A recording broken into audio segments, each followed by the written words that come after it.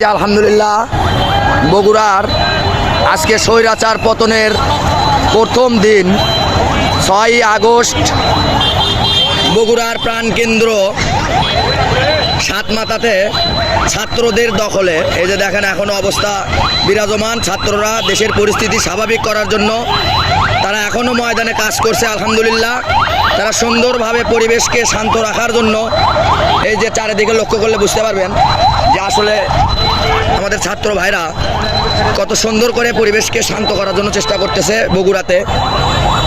বগুড়ার প্রাণকেন্দ্র সাতমাথাতে আজকের যে অবস্থা, এই যে আমাদের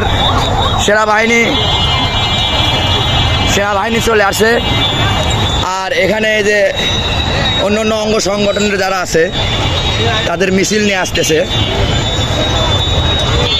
এই যে সেনাবাহিনীর সমর্থন দেখেন, সেনাবাহিনী কত সুন্দর নীরবে সমর্থন করতেছে। আলহামদুলিল্লাহ এই মুহূর্তে বগুড়া সাতমাথার যে পরিস্থিতি, এই যে সেনাবাহিনী টহল চলতেছে। বর্তমানে অবস্থাটা একটু সাতমাথার দেখেন। আসলে সব স্বৈরা শাসকের বিদায় করার পর সব বাংলার জনগণের হাতে নিয়ন্ত্রণে। আসলে পরিস্থিতিটা কীরকম একটু দেখলে বুঝতে পারবেন।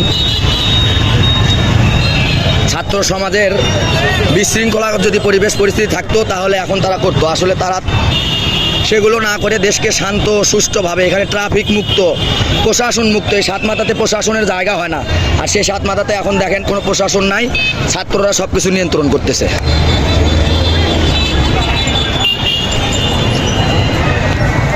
স্বৈরাচার পতনের পরে যে বগুড়া প্রাণকেন্দ্র সাতমাথা ছাত্রদের দখলে সব কিছু সুন্দরভাবে তারা নিয়ন্ত্রণ করতেছে এবং সুশৃঙ্খল পরিবেশ ফিরে আনার জন্য তারা খুব সুন্দরভাবে চেষ্টা করতেছে।